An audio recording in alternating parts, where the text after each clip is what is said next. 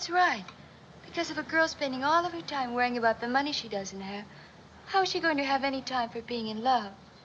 I want you to find happiness and stop having fun. Marilyn Monroe, the ultimate symbol of glamour, beauty, and stardom, was adored by millions. Yet behind that radiant smile was a woman often described as fragile, confused, and painfully vulnerable.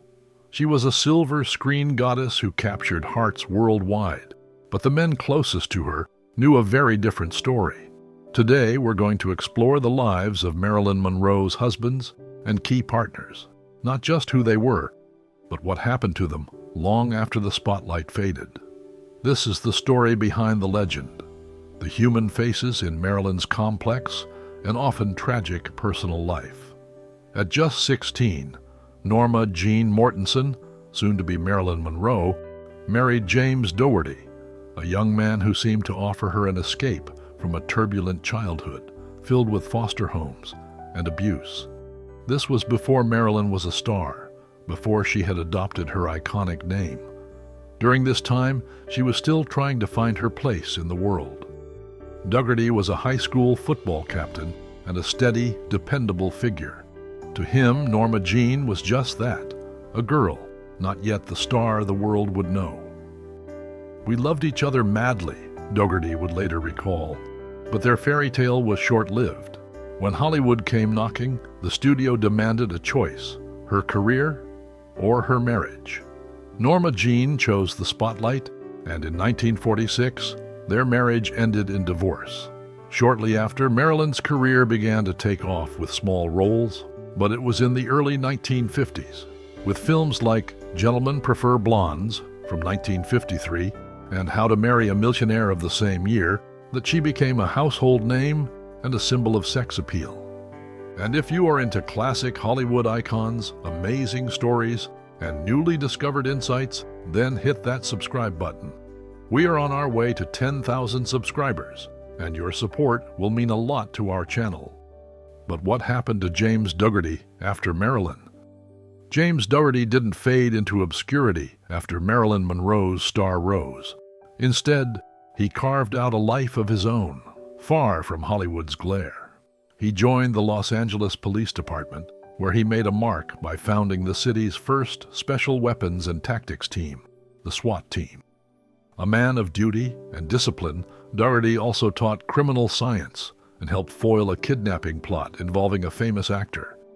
He remarried twice, first to Patricia, then to Rita, but he never had children. Remarkably, he rarely spoke of Marilyn. In fact, he never watched any of her films. Reflecting on their past, Dougherty said with a somber clarity, "Fame was injurious to her. She was too gentle to be an actress. Once someone starts getting into pills, the way she was, people can go downhill." He passed away in 2005, a man forever linked to a legend, but with a story all his own. In 1954, at the height of her rising fame, just after Gentlemen Prefer Blondes and as she filmed The 7-Year Itch, Marilyn married Joe DiMaggio, the legendary Yankees center fielder. They married in 1954, a union that captured headlines and public fascination. But behind the fairy tale image was a complicated, sometimes stormy relationship. Marilyn wanted to build a life together, but DiMaggio's vision was different. He wanted a family. She knew her chances of having children were slim. Marilyn once told James Dougherty she wanted to live together and maintain a relationship. But with Joe, the tensions ran deeper. DiMaggio confided in his podiatrist. "Marilyn was a good kid, but she was a confused kid. I think you're the saddest girl I've ever met." Despite the jealousy and allegations of stalking and abuse, they remained close friends after their divorce less than a year later. After their split, Marilyn's career soared even higher. In 1955, she starred in The 7-Year Itch, delivering some of her most iconic scenes. He was kind of scary looking, but he wasn't really all bad. I think he just craved a little affection. You know, a sense of being loved and needed and wanted. That's a very interesting point of view. Oh, do you feel the breeze from the subway? it delicious?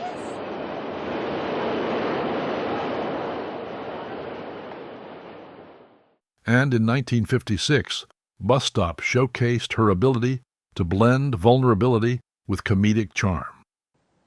How come you got off the bus without letting me know? Shut the door, cowboy. How come you wanna slip off the bus like that and come in here all by yourself? Where was you brought up, in a barn?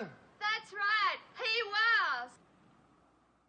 Joe never remarried or had children, remaining devoted to Marilyn's memory until he died in 1999.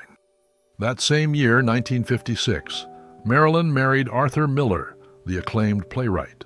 Their marriage lasted 4.5 turbulent years before divorcing in 1961, a year before Marilyn's tragic death. Miller saw Marilyn not just as a glamorous star, but as a deeply troubled soul. He described her as a poet on a street corner, trying to recite to a crowd pulling at her clothes. He believed in her talent, saying she could have become the greatest tragic actress imaginable. Yet he also recognized her battles. She was a very serious girl who was struggling against abandonment and abuse. During their marriage, Marilyn starred in serious roles like Bus Stop and The Misfits, 1961, the latter being her final completed film, written by Miller himself. Hit the ball. Did you catch what I mean? I can do it. Let me try. I'll bet you $2 you can't hit it 10 times in a row. Wait, I'll take that bet. Go ahead. Go on. Tennis. Right, sure, here's the puzzle. Oh, wait, back, gangway. We got a bet on. Back. 4, 5, 6, 7, 8, 9, 10, 11, 12, 13, 14, 15, 16, 17, 18, 19, 20. 2, 3, 4, 5, 6, 7, 8, 9, 30.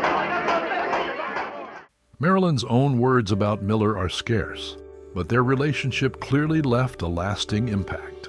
Miller went on to explore his feelings about her in plays like After the Fall, and even late in life, he found inspiration in her story. Miller had 2 children from a previous marriage and remarried in 1962 to photographer Inga Morath. He continued his illustrious career until his death in 2005.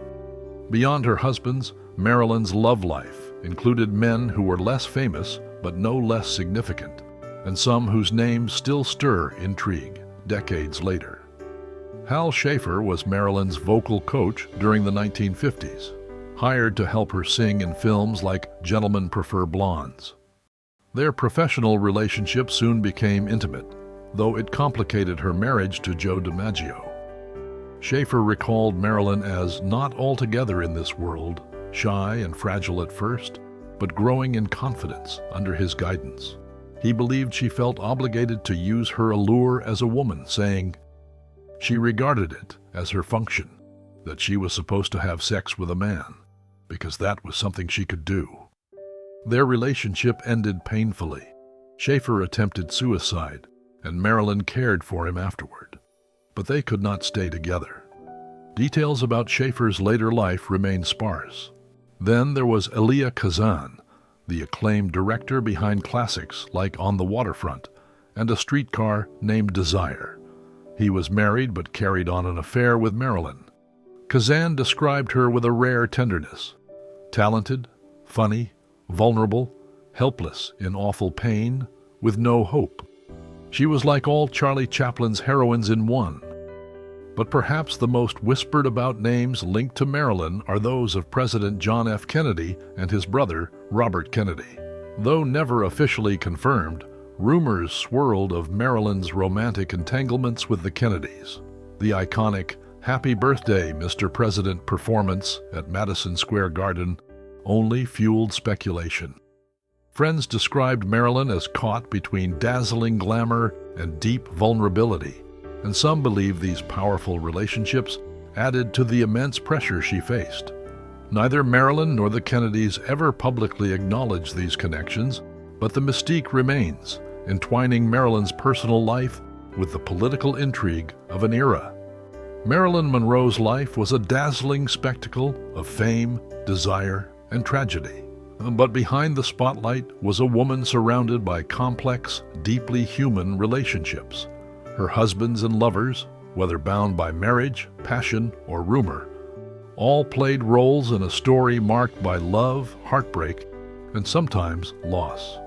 James Dougherty, the steady first husband, chose a quiet life of service far from Hollywood's chaos. Joe DiMaggio, the fierce protector, carried a mixture of love and sorrow until his death. Arthur Miller, the thoughtful playwright, wrestled with her brilliance and pain through his art. And then the shadows of lesser-known men like Hal Schafer and Elia Kazan, and the whispered presence of the Kennedys, revealed just how entwined Marilyn's personal life was with the larger world around her. Fame lifted her to unparalleled heights, but also left scars no one could see on screen. As we remember Marilyn Monroe, it's worth seeing beyond the legend, to the fragile, complicated woman she was, and the men who loved her, lost her, and carried their own stories long after. What do you think? Was Marilyn Monroe's tragic story shaped more by the men in her life or by the relentless glare of fame itself? Leave your thoughts below, and don't forget to subscribe for more deep dives into the lives behind the legends.